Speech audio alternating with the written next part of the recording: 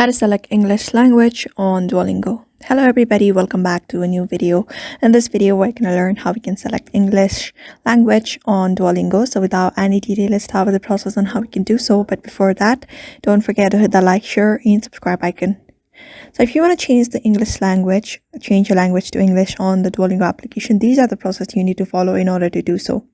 Launch your Duolingo application onto your device after you are done launching the Duolingo application and successfully logged into your account. Let's say you want to change your language into your English language.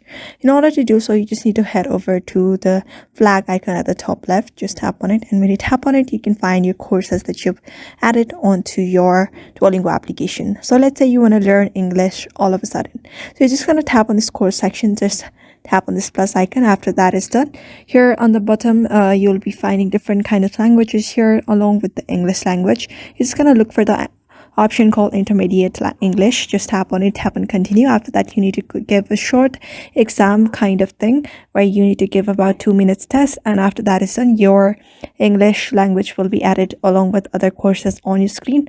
So that's how you basically switch up to English language on Duolingo. So I hope this video was helpful to you, and thank you for watching this video.